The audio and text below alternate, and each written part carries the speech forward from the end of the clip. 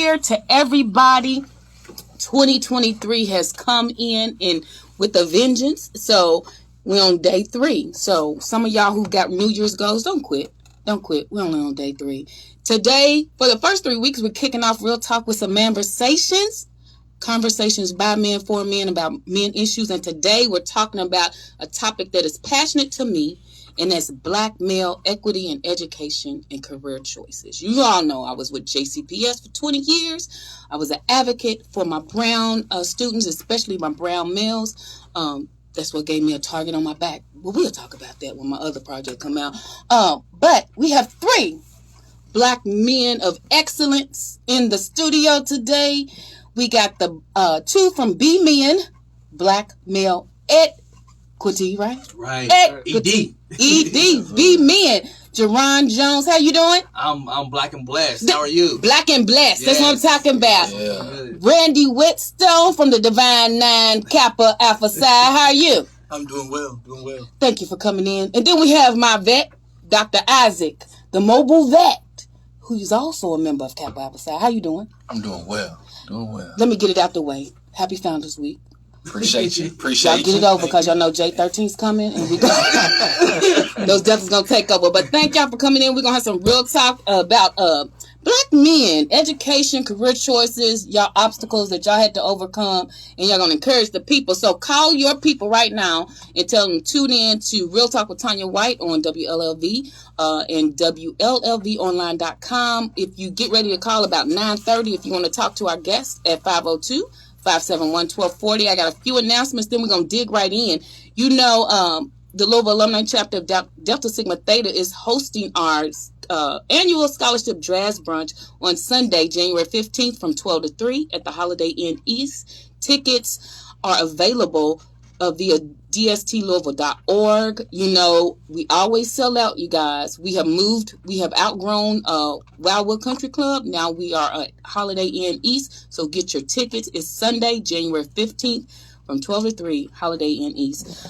You know, today is Tuesday. It's Tanya Tuesday because you give me at 9 o'clock on Real Talk with Tanya White. Then you give me with my Go Get It with Tanya White podcast on envisionedbroadcasting.com at 12 noon Eastern Standard Time. Today, we're kicking off the year with Go Create Your Yes with Angela M. Hutchinson, Hollywood screenwriter, producer, and she's going to talk about ways that you can create your yes when you constantly get a no. So tune in today at 12 noon Eastern Standard Time on envisionedbroadcasting.com. And if you need a book on grief, you know, I wrote a great book, The Prayers of the Righteous and Grieving Availeth Much, that is available on BarnesandNoble.com, Walmart.com, Amazon.com. And if you said this year, I'm going to finally write my book, call me. S&T Publishing will get you on the pathway to turning your thought into paper and your paper into a paperback book. Call me at 502-836-9760. S&T Publishing. We are there to get your book on the shelves. All right, so we're talking about Black male equity in education and career choices. Again, we have Jerron Jones, Randy Whetstone from B-Men Network, and Dr. Isaac from The Advocate. How did I forget that? He's my vet. The Advocate. We ain't gonna put you on behind because I know what's going on behind you. Yes. Look, I done got in trouble. He's my vet. I ain't got in trouble. Y'all know Darla May follows me wherever I go, and he gonna report me, y'all. But let's talk about, first of all, let's give us a short bio of who you are and how you came to where you are. Let's start with you, Dr. Isaac. Well, all right. I am a native of Louisville, Kentucky. You know, one of the premier questions you get asked being here is where you went to high school. So, absolutely. I went to the Male High School. Oh, Lord. Erica, she would love it. The Male High School. But I followed up with my undergrad and graduate or vet degree at the illustrious Tuskegee University. That's right. And I did a little bit of traveling after I finished my degree at Tuskegee. Just moved back 2019 of this year, right before the pandemic, and started my own veterinary mobile service. And that's what I'm doing currently. And I'm just glad to be here. He does it well. I didn't know. I thought you've been doing this for years in Louisville. Y'all. Well, that just means what I'm doing has spoke volumes. Yes, he does it. Y'all know I'm a dog owner. I got a dog daughter. And listen, people told me to get Dr. Isaac when I came back. And I said, okay, but I just thought you've been doing this for years. Look at Jesus. Yeah. Look at Jesus. Y'all gonna find out how y'all can get Dr. Isaac, the advocate, Boom. to be your vet. He's wonderful. Dr. Whetstone Jr. Yeah, so born and raised in Louisville, Kentucky myself. Grew up in the West End. Like my brother, went to the Louisville Mill. The Louisville Mill. Traditional high school. At Brook and Brick? Out on Preston. But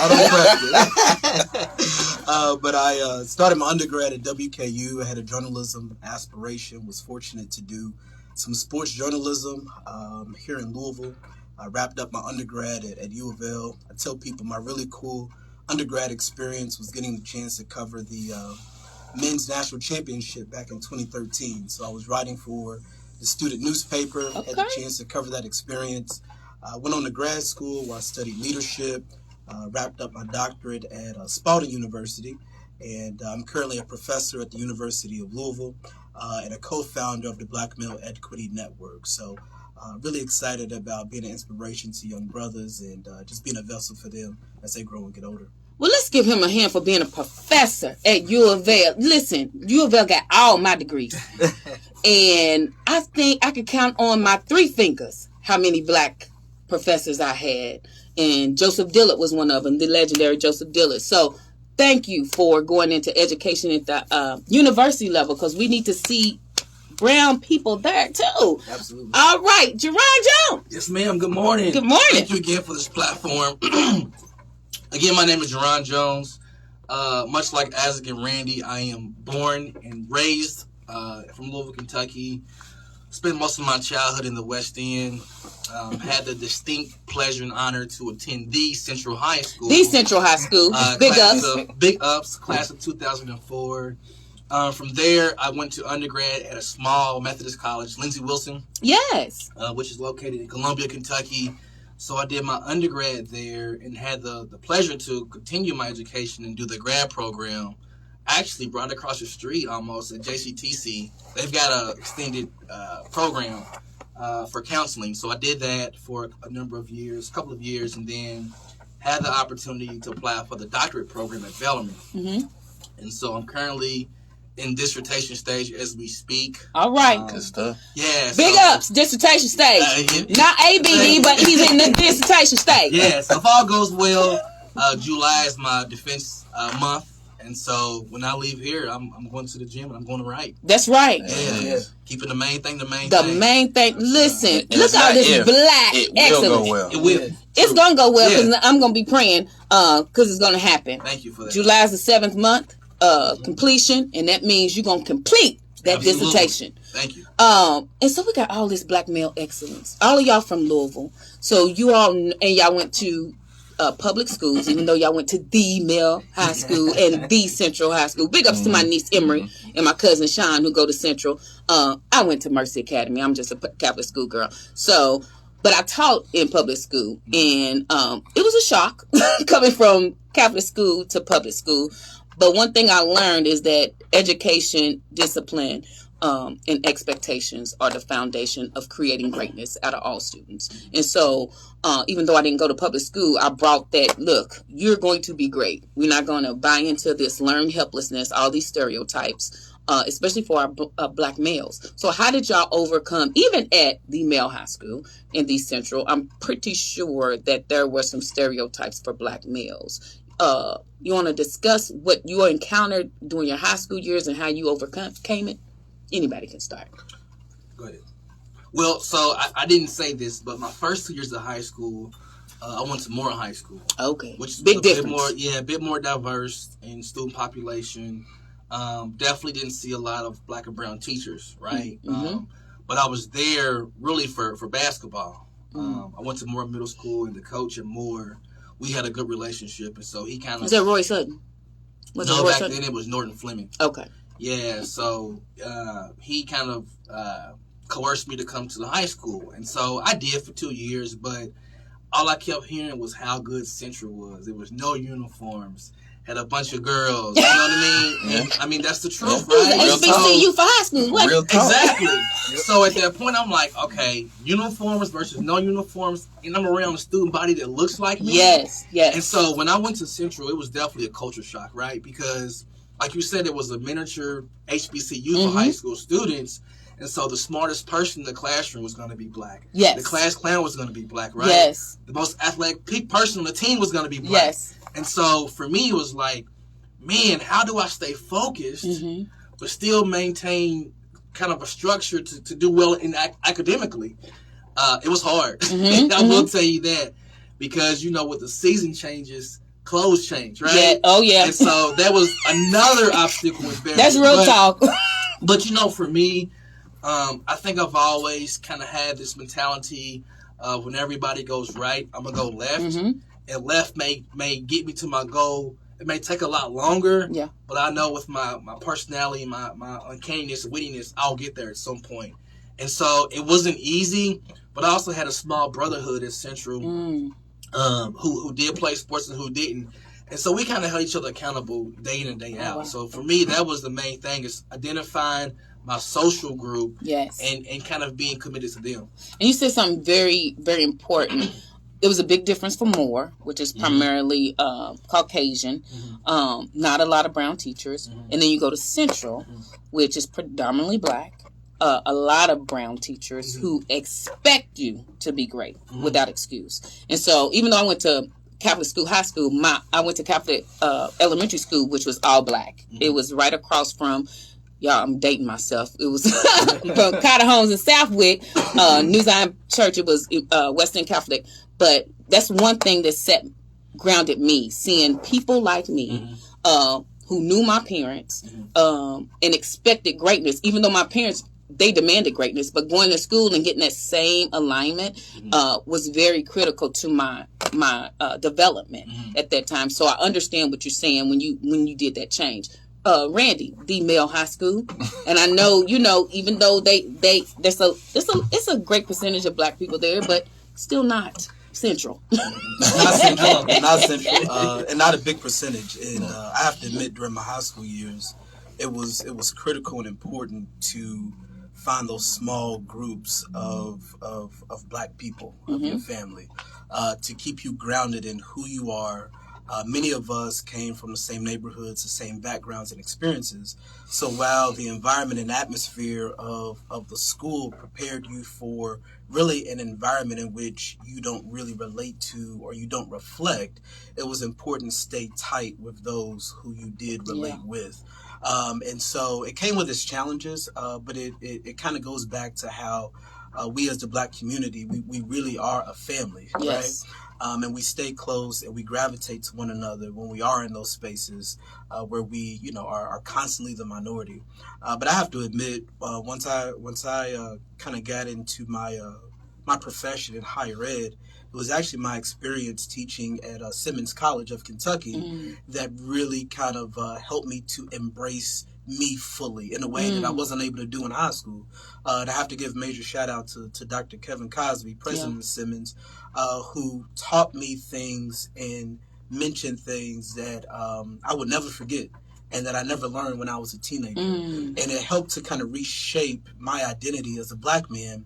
And it's something that I've cherished and I've kept with me since I've left Simmons. So even at the university and the work that I'm doing moving forward. So it's given me the chance to, again, think back to my teenage years, look at my development, look at my maturation, and seeing who I am today as a black man in the United States. Wow. That's deep, y'all. Real Talk with Tanya White. We talk about black male equity in education and career choices.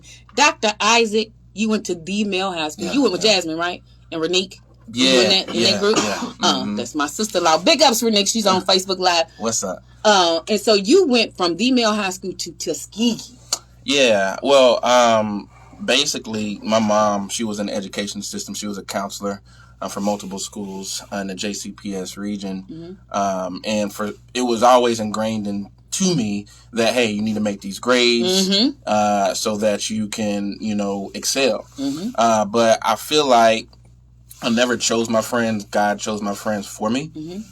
And I was always surrounded by a group of people who were always supportive, who were always pushing, who were always encouraging good things. Mm-hmm. And that went from, elementary school to middle school to high school, all the way through college. And I still have lifelong friends, from, my childhood years. Yeah. And we're all doing well. And I'm appreciative of that because I feel like the circle that you keep is the circle that's going to allow you to be a better person. Yes. And so just very blessed and grateful for that. But yes, going from, Male high school to, pretty much a HBCU was one of the most prestigious. One of the most. Probably the most. Yes. But did you want to be an airman when you were there? Nah, but I flew up in there, though. I flew up in there. But Tuskegee alone, the amount of friendships and the culture really put me in a different frame of mind on how I looked at things, how I viewed things, how I looked at myself, and just really gave me a new found way to look at who I am, in the skin that I am, and what I can provide for the community and the culture and how I can uphold the culture. And one of the best decisions in my life now, even though I'm paying for student loans. That's right. We all are. I wouldn't take that experience back because I've made lifelong friends. The decisions I've made has been because of that, and I am who I am because of that, in addition to other things. But, to make that transition from a predominantly white to an all-black institution, one of the best things in my life. Wow. And y'all all said the same thing. You found your group. Right. And it's very important to have that group to hold you accountable, to push you, to challenge you. And that's stuff we don't hear from black men, even when they're talking about you, how important having the group, friends are with that. And so if you just joined Real Talk with Tanya White, we have Black Excellence in this WLFB studio. We have Dr. Isaac, the Advocate, Mobile Vet Services, Dr. Randy Wetzel. I want to say Dr. Randy Watson. From coming to me, I had to get that out. I know people have said that, haven't they? My whole life. Your whole life. Listen, Randy Watson. And Jerron Jones, they'll give us a real talk about black male equity and education. And the first takeaway I have is to find your core group to hold you accountable. Now, Isaac, you said your mother was a counselor. Big up, I was a school counselor too. So I know from birth, she said. From jump. Out the womb, she's like A, B, C, D, ABC, 1, 2, 3, 4, 5. And she had the ins and outs to how to get you in the best programs. But a lot of kids don't have that. Mm-hmm. And so you all said you grew up in the West End. Mm-hmm. And back then, even we had a close-knit community. West End, the Best End, everybody raised everybody. So how did you all overcome that negative stereotype? Because y'all, under 40, right? Yes. Correct. Pushing it, though. No, my brother about to turn, y'all all about to turn 40. Don't be looking at these gray hairs up there. Listen, I've been having gray hair since I was 20. But how have y'all overcome, especially in your era, the negative stereotype for black men? How have y'all overcome that, and what gave you the passion to say, hey, I'm going to defy the odds, first of all, and then I'm going to be an example? Anybody? Yeah, so for me, one of the greatest men to ever live on this earth was my grandfather. He had a job at Brown Foreman for 40 years. Yes. Good job. Great job. And he worked second shift. And he pretty much single-handedly raised 4 children on his own. My mom included as one of the 4. There's things you don't hear. Okay. Right. So he never, beyond high school, he never was a huge advocate for going to college. Not because he didn't believe in it, but he was taught when you graduate high school, you go get a job and be responsible. A good job. If you have children, you really got to go get a job, right? And so my mom and her sisters kind of mirrored that same mindset with me. They never said don't go to college, but it was never in our household this encouragement to go to college. So it was something for me I never forget. My senior year of high school, we took a college trip to to Lindsey Wilson. Okay. And we were like, man, where is Columbia, Kentucky? Yeah, First and where is foremost, it? right? Like, we've never even heard of it. And so, long story short, we ended up going. It was about 5 of us from Central that, hung together. And we were like, man, we can envision ourselves on this small campus because it was far enough from Louisville to where your mom or pops couldn't just pull up on you. Yeah, that was very important. But it was close enough to where if you had a vehicle or you carpooled, you'll get home in 2 hours. Yes. Right? And so going back to your question, how did I overcome? I first just seen the dedication that my grandfather got up every single morning at 5 a.m. If he wasn't coughing up a lung, he was going to work. So it wasn't, it's snowing outside or it's too much water coming down. Let me take a mental health day. Yeah, it was never that. It was, if I'm in my right mind and my 10 toes hit the floor, I'm going to work. Yes. Right? My mom kind of had that same, as she does today, she has that same mentality. Man, if you ain't sick or coughing up a lung, you getting up out of here. And so, and then on top of that, I've got a 13-year-old son, right? And so when he was first born 13 years ago, I was fresh out of undergrad. And so I knew from seeing my grandfather, from seeing my mom, from seeing some of my uncles just persevere and overcome any obstacle. The thing about black folk, you can put any barrier in front of us, and we are resilient. Yes, we are. Right? We're going to make a way out of nowhere. Out of nowhere. Whether it's earning some income or getting access to something that is difficult for us. And so for me, it was having a son, knowing that as I raised him and he becomes more of a black man in America, it's going to be more challenging for him, right? Yes. In the educational sector and definitely in the real world, in the workforce too. And so my inspiration came from my grandfather, seeing my mom persevere, single mom raising 3 boys. Yeah. And I'm like, if she can do it without a terminal degree, I can definitely do it. Yeah. With or without one. So so kudos to those individuals. Yes, so you had that those models. Yes. Of being responsible, going to work, whether it's college or a job, and then doing what you had to do. So we have a caller.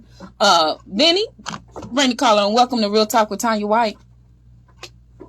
I'm listening in. Oh, listening in. Thank you for listening in. Is it a good conversation? Yes. All right. Thank you. All right. So, Randy, share how you overcome the obstacles. So, kind of similar to Jerron, it started with my granny actually. Okay. So we grew up on. I grew up on 18th and Greenwood. So I tell people I was in the middle of Victory Park. Yes. In California Park, and right slap in the middle, right in the middle, on that one way. And so my granny, she actually, when I was in elementary school, she didn't let me go to Victory, and I could probably count on one hand the times I went to the park to hang around at the park. And look, my grandmother lived right across 2203 West Kentucky. Yes, we did not go to Victory Park unless it was a summer program. She told us go get lunch and come bring your butt right back. Come right back. Yeah, and looking back, it was I understood Granny's wisdom because had I stayed in that setting and environment for a while, who knows what the outcome could have been. And so while I wasn't at Victory, my mother, who was a single mother at the time, really pushed and embraced my education. She is the reason that I actually went into the traditional program system, which gave me exposure to so much. So a lot of my inspiration came from tapping into the extracurricular, which for me was music. I was in band for 7 years. I played the trombone shorties. At female high school. And the blessing of band was that we traveled a lot. Yes. And at Mel, we traveled more than the sports team. Yes. Every other year we was at Disney World. My freshman year, I was fortunate to go to Toronto, Canada. I think junior year, I was in Harlem and Manhattan up in NYC. Yeah. So to have those experiences coming from one of the poorest zip codes in the state of Kentucky let me know that there is more than what you just see. Yes. Right? There's more out there for you. And as long as you get that exposure to it, you chase it and you go after it. So what that taught me as a teenager is that this life that you live in and the fun that it brings, you do all that you can to continue that life. Yes. And if people don't have the same mindset and to embrace the excellence that you want, the lifestyle that you want, and all that you can become in the world, you don't have time for them. So I kept that inspiration as I went into college. You get to a point where you have to get that tunnel vision as a person, especially as a black man, where you have your friends, you have your family, you have those who you grew up with, But you got to get to that point where really it's you and God. Yes, Because He's going to take you a lot farther than where some people, they just not ready to go. Yeah. They're not ready to go. They're not willing to go. Some are settled. But you can't let them hold you back from where you want to go. And so that inspired me to say that, I'm going to break through these stereotypes and these stigmas of where we end up and where we can go in life. Yes. And just being blessed to just see so much in a short amount of time is really an inspiration that I try to carry on and give to so many others to say, it doesn't matter where you've come from, but this is where you can go. Wow. And I love that takes courage to say, you know what? You don't want to go. I want to go. Love you, but I got to do what I got to do. Dr. Isaac.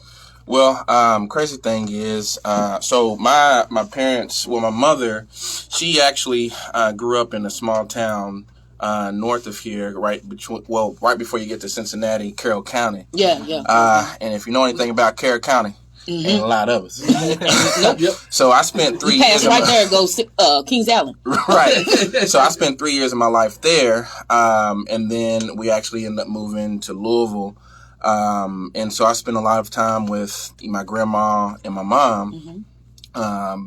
And those two individuals are kind of what gave me the strength to continue to do what I'm doing now.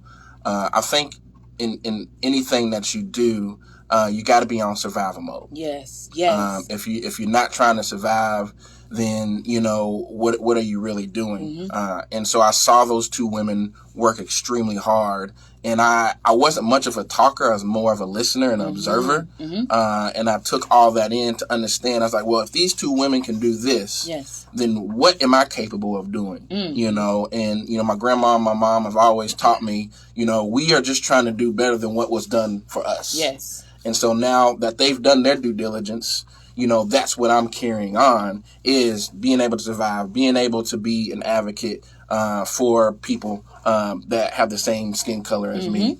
And it's not about outwardly doing it. It's just being who you are. Yeah. And sometimes just being who you are, people see that. People see the light in you, and they want to get to that light. Yes. And so you just continue to shine and understand that people are going to see you and want to either be what you are or be something because of what you did. Yes. And so, those two women were my inspirations and my idols. And, I thank them every day for allowing me to get to this position. Man, y'all giving some good conversation. I could just talk to y'all for days and days. But if you just joined Real Talk with Tanya White, we're talking about Black male equity in education and career choices. We got Dr. Isaac, the advocate, Dr. Randy Whetstone, Professor U of L, and Dr. Jerron. Well, I'm Dr. Jerron Jones. Claim it. Dr. Jerron Jones from B-Men Network. Now, let's talk about what you're doing now. Now, Dr. Isaac, I know I was a school counselor, and that was the first thing that I asked all my kids, what do you want to be when you grow up? And the kids from kindergarten to third grade always say, I want to be a vet. I want to be a vet, because they love animals. But when I talked to the 4th and 5th graders, the same ones who told me in kindergarten, third, who wanted to be a vet, that had dwindled as a dream. How did you always want to be a vet? No, I didn't. Okay. Initially, I wanted to be an architect because there's a creative. Still different. Yeah, there's a creative side of me that I liked, and I liked the buildings, the structural aspect of it.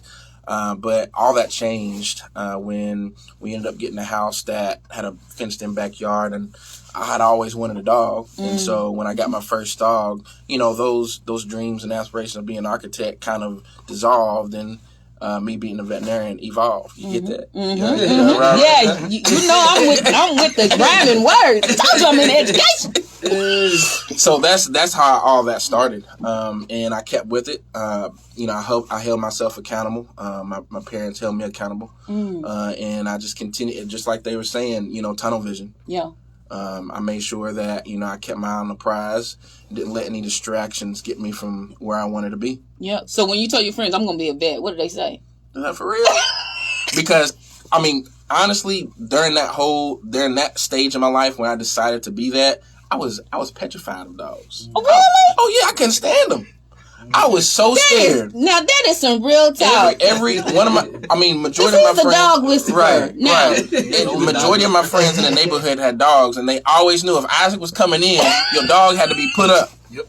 because I ain't want nothing to do with it. Right. Look at Jesus. Look, I never liked dogs for 50 years of my life. And then I dated Stephon R. Jones, and he had Darla Mae. Mm-hmm. And when he passed away, I became her mom. Mm-hmm. And so for 50 years of my life, we didn't have no dogs, no cats, mm-hmm. no pets in the White House. Mm-hmm. And then look at Jesus. I had to get a dog, and I had to have a vet. And you said you didn't like that. He's the dog whisperer, y'all. He really is. Look at Close. Jesus. No, Darla don't come to everybody.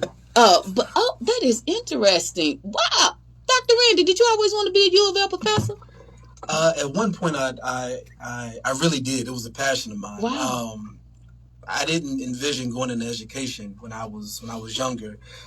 Stuart Scott, the late great Stuart Scott, was my inspiration. Mm-hmm. So I had my eyes set on ESPN. Yes. And all of that. And I was, I'm fortunate and blessed to be able to get a taste of that. Mm-hmm. But I got to a point where I realized that there's so much more than sports. And yes. I know it might be blasphemy to some people, but the reality of doing sports journalism, yes. there's more to that. Yeah.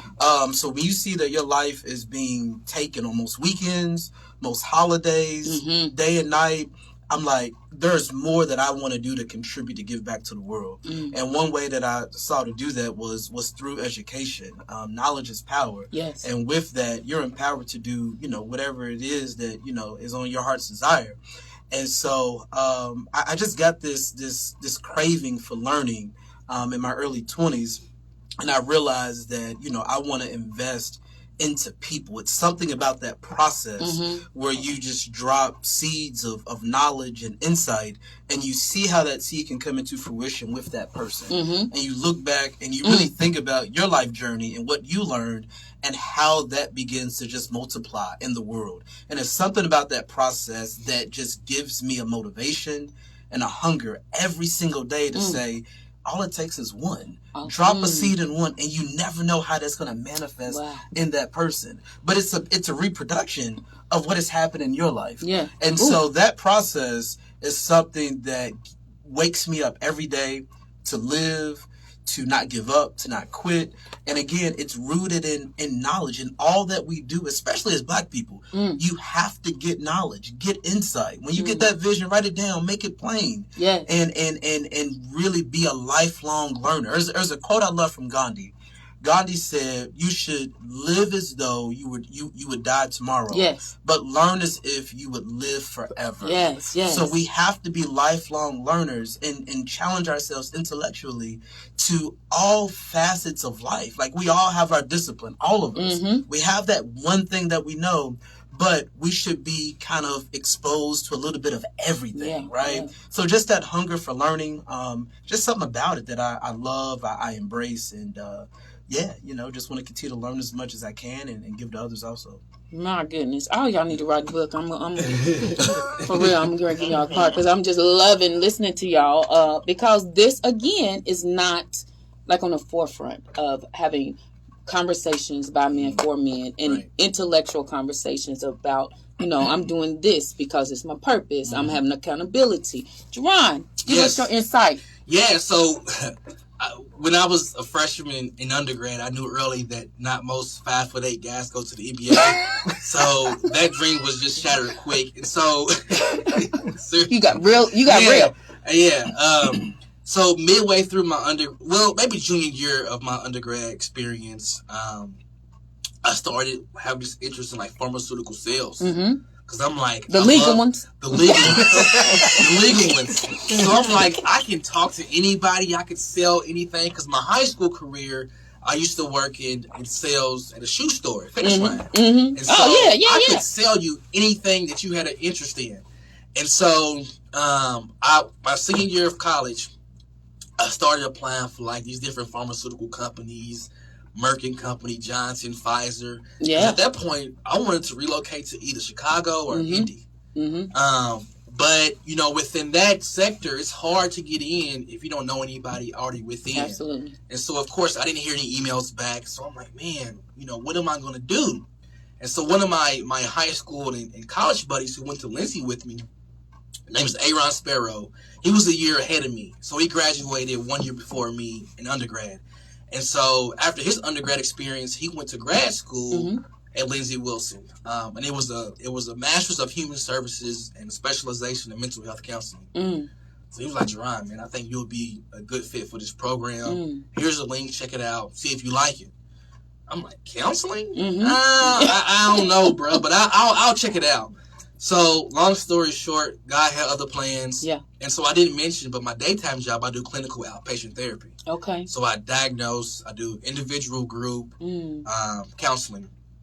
A lot of my work right now that kind of ties into our B-men work is with young black men, Yes, right? yes. So kind of giving them this social emotional learning piece. Absolutely. But also, really kind of understanding that, to be successful in this dirty world, you got to walk with your head high and be proud of who you are as a black man. Mm-hmm. Now, it sounds easy, but it takes a lot of just internal work to do Yes, and develop that wherewithal, right?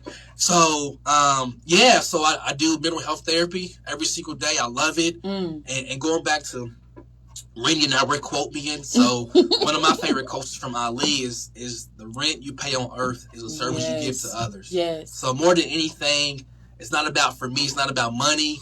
I just enjoy seeing people change over time. Absolutely. You give them a tool in the toolbox, them actually using it, implementing it, and seeing great outcome measures on the other side. Wow, real talk. We have some real talk. Yeah. How can, our time is very, I'm going to have to bring y'all back. How can, because like I said, I work in Jefferson County for 20 years. And I saw the push for especially African-American males not to be great. Mm-hmm.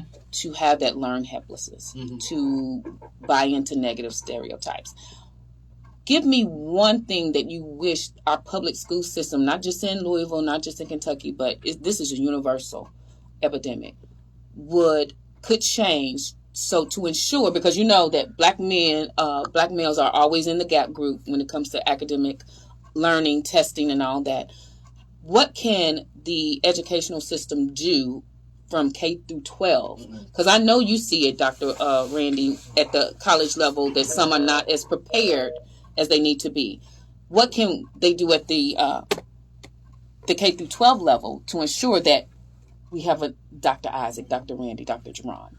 Well, this is where I get on fire at. Come on, get on fire. I think one of the biggest lies that we've heard educators our entire life tell us is, you know what, Isaac, you know what, Randy, you guys can be whatever you want to be. However, if those said people don't give you those resources, that accessibility, the equity, and opportunity to be what you want to be, you're just lying to these young kings, right? So, beginning at the K through 12 sector, I know some things that we are doing is, we're not veterinarians, mm-hmm. we're not lawyers, but we have access to those individuals to bring in and say, hey, you want to be like this young brother?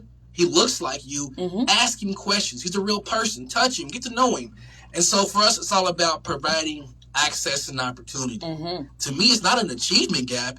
It's an access and opportunity gap. Say it again, Dr. Ron. It's not an achievement gap. It's an access and opportunity gap. If you put these young men in spaces, they can not just survive. We've been surviving our whole life, mm-hmm. but thrive. Yes. It's a glass ceiling. Yeah, yeah. And so I personally, my son goes to a private school, right? Mm-hmm. For just a few different reasons, but we're public school, mm-hmm. Bred through and through. But the one thing that I try to instill in some of the admin and staff that work at these schools is like, you can't continue to talk at these children. These children want to be heard. They deserve to be heard. So take some time and get to know what interests them academically, right? Yes. Because if you don't know where they come home from in the morning, I go home to them in the afternoon, they don't care about 2 + 2. They don't. I'm worried about my next meal.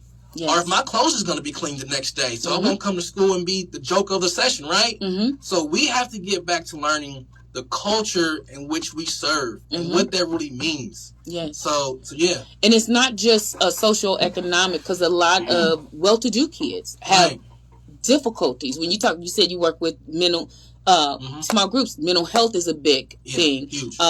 Divorce. Mm-hmm. A lot of kids are coming from both mom and dad are not in the home, so they're being raised by either auntie or grandparents. So that is an issue. And so I love what you said. It's not achievement gap, it's access. Yeah. And so we got to put the test out of your mind. I know it's part of it, but when I always used to say, you have a voice and a choice with me. And I started as a special ed teacher. And so in my class, I know you have an IEP, but there's no IEPs in the real world. So in this class, I expect you to do this. I know I'm going to follow your IEP, but I know you know how to act. And then they saw me in the community because the first thing I said, what church you go to? Where you live at? What's your mama's name? Because I'm going to give her a call. And so when I built a relationship with that, they knew they could trust me. And they knew, okay, first of all, I got to act right in Miss White's class. Is she going to call my mama? And she friends with my mama and my daddy. Because I make sure that they know we on the same page. So when I call, I'm called for the good most of the time. But when I call for the bad, they're going to know that they need to step in. So love what you said. You got to stop talking at the kid. And one thing I always did, I said, what do you want? What do you need from this school?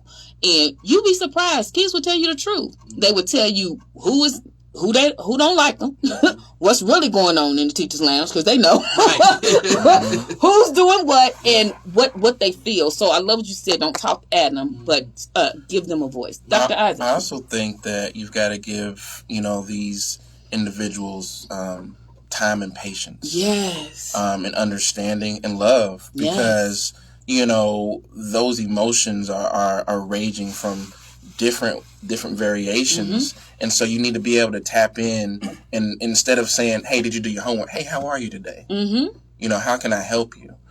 Because you've got to be able to tap into a different, way of getting people to talk. Yes. And young people don't want to talk. And so you just got to be able to understand it. Like he was saying, access leads to excess, which results in success. That's why he need to write a book, y'all. I'm about to get him. And so the issue is being able to understand that these children are coming from, different facets. And you can't expect everybody to learn the same way. We don't. So for you to teach students the same way, only to get this outcome for this test that they have to make sure they get a high rating on, you need to be paying attention to how they learn so that they can take this test. Right. And a lot of folks aren't doing that. Like you said, you can't talk at them. You have to talk to them in a way that they trust you. Yes. And are willing to speak with you and talk to you in a way that gives you an opportunity to help them. Yes. And that I don't think that's really being done in the school system. It's like, not. Here's your work, get it done. You didn't do your work, fell in grade, and that's it. And you can't go about life like that. Especially if they're the ones that's supposed to be the future. Right. Right. So it's all about patience, about love, it's about understanding. If you don't have that, then you probably shouldn't be teaching. Right. You probably shouldn't be. Teaching is more than just arithmetic. Teaching is about life. Yeah. Any job that we have, there are things that you take from that are going to help you develop in life. And so it's, what you don't understand is people think that, you just go to work to go to work. Yeah, that's fine if that's how you look at it. But there is something to take from everything that you do in order to evolve into a better person of yourself. Yes. Every teacher that I remember, I don't remember what they taught me. I remember how they treated me. And so the ones that, and all my teachers treated me well because I was a great child. But I remember specific things. I'm talking about from kindergarten to all the way to my many degrees at U of L. I remember the teachers, how they treated me, not what they taught me. And so we really have to get back to that because I was very intentional about building relationships with the kids, their parents, and knowing, hey, your kid can be great. We got to put a plan in place. Ask for support. When you need an advocate, I'm here for you. But they can be whatever they want to be, and I'm going to give you those resources. Our time is winding up. I want you all to talk about Be Men and the Advocate. The Advocate mobile vet service. We all got pets. Some of us do. So, Dr. Isaac, and I still can't believe you just started in 2019. Well, You mean started as in far Louisville? Oh, yes. Because originally I was in Texas, so I moved back for personal reasons. But I'm glad that I did because the opportunity presented itself, and I took on that. And so, yes, I am a mobile vet. If your child, especially wants to be a veterinarian, I'm here for you. Yes. I have access to the things that your children need, even if they don't want to be a vet. I still have access. As you heard, we are part of many different organizations. Myself and Dr. Weston, Brandon Watts are part of Kappa Alpha Psi, organization built on service and purpose. So reach out. Again, the Advocate, that's spelled ADVET, vet in the middle of advocate. You see how I did this play on words. That's right right. there. That's why you can write I serve pretty much all of Metro Louisville and surrounding areas. We will be working on getting a mentorship program together for the young kids in the community who have intentions or aspirations of being a vet or other avenues. When you see somebody that looks like you, you tend to be more interested in those types of workforces or avenues. So thank you for having me. Thank you, Dr. Isaac. Yes. Listen, and he's always on time. He's really early when he comes to you. He'll be like, I'm on my way. I'm like, dang, to be early is to be on time. That's to right. Be on time is to be Lord, late. he sound To like be my late, daddy. never. But he's always on early. He does what he's supposed to do. He knows what he's supposed to do. And he's economical, y'all. So get with the Advocate. Get your pets some care. TLC. Yes. Get them a checkup, an annual checkup, and then they shots. Lord have mercy, get the shot. I didn't know that dogs are like children. 100%. 100%. I wish I could take Darla on my taxi. B-Man, tell us what B-Man is and come on. Yeah, so the Black Male Equity Network, it was a core group of guys, Jerron, myself, Dr. Douglas Craddock at U of L, Dr. Malcolm Muhammad, and Devontae Carson came together to really build this support group for black men seeking to get a doctoral degree. And not just a PhD, really any doctorate. So the ED was the brilliance of Jerron that stands for every doctorate. I've kind of added every discipline, every decision, and having that equity part as a part of it. So we have a support group for black male doctoral students. The work that a few of us have done, including Jonathan Ties, who's an MD student at U of L, and myself, was creating a curriculum in the K-12 sector for black boys to build a pipeline into the B-Men network. And so guys like Dr. Isaac, Jerron, and a host of other black men, and really just leaders in the black community, women included, we create that opportunity and access for our students and for our boys. And so really cultivating the gifts that young boys have, helping them to understand their why. So if you're interested in leading sessions and contributing and really giving back, definitely reach out, let us know.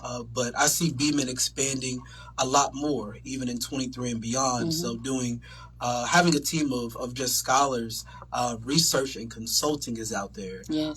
Family enrichment, as we connect that with the work that we do with our students in the K-12 sector, but even for college students and for adults, doing that piece, and then just expanding upon just media and different opportunities that will transpire. And so that's a little bit of the work that we've been doing. You can find us on Instagram, Facebook, Twitter, Black Equity, or even email us at blackequity@gmail.com. Feel free to reach out to myself, Dr. Whetstone, I think is my names on social media. And then my brother Jerron, you can find him, DJ Nerd Boy. He's famous, so everybody knows him. And so let me really quickly, y'all do great in the schools, and I want to talk to my educators. I have retired myself, so I can talk candidly. Y'all need to welcome these men into your schools, whether you're a family resource center, a school counselor, a principal.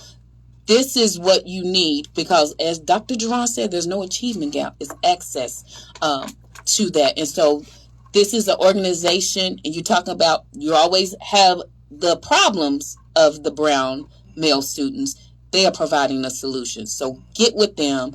And if you're an administrator in the school and the school won't let you, you better get it in the church or create your own organization and get these men to talk to our future black males. Go ahead, Dr. Jerron. So just two things. So one thing first is, for me, the B-Men program has been so influential because this journey is lonely. Yes. More often than not. And were y'all the only ones in y'all program? I was one of them. It was not that many. Yeah, I think it was three brothers. Yep. Two, actually. And so you guys know with this journey, man, for me, it's been a lot of days where I'm like, man, why am I doing this? Wow. I just want to give up because it's looking so far ahead and knowing how much work is in front of me. But having young men that you can call, text, hold you accountable for deadlines. Randy and I just had the opportunity to present our work on a national scale in Washington, D.C. about a month ago. Congratulations. And so that was just so fruitful, right? Because we're like, man, for me, I wonder if the impact that we are trying to have is really being felt and being recognized. And so we think it is, right? So, but having a connection, and now we definitely going to have you on board, Dr. Isaac, and just kind of, facilitate some sessions too, right? Yeah. I'm volunteering, telling you. That's right. You gonna do it. I'm here. so no, but I think that's what it's about, right? Is the whole Sankofa word, reaching back and pulling forward. Yes. So I'm here for it. We do have a question. I don't know if you want to read it. Go ahead, you go, because I can't see. Okay. So Chancellor Calhoun, shout out to Chancellor, one of the dopest singers. Yes, she has something coming up in August. Yes. I'm trying to get her on the show. Yes. Please. Plug. So she said, I have a 2-year-old son, and I want him on the right path to excellence that you all display. What advice would you give to me as I raise my son, even this early? What extra can I instill in him to help him through behavioral stigmas and other things that come with challenges of being a black boy? Quickly, 30 seconds, because we got 1 minute. Go ahead, because that's a good question. Chancellor, I'm gonna reach out to you. Go ahead. Exposure and retention. Yes. The more you expose your child, the better. The more they absorb. He's young. He's 2 years old. So what he sees is what he can become. So you've got to get him out into these areas where we can get to him. We can speak to him so he can see us, and he can use us as much as he wants in order to ask questions or be a part of whatever we're doing, because that's how you get them to soak in everything that we're trying to do for the community. So that would be my 2 cents.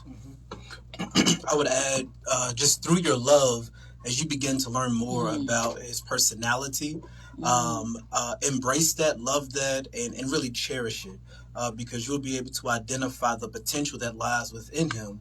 And that's something that would need to be cultivated as he gets older.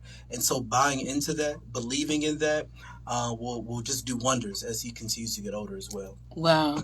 And we are out of time. You guys, Black Excellence on display. Y'all will be back to Real Talk, and I will be reaching out because y'all need a book out. But thank you for listening.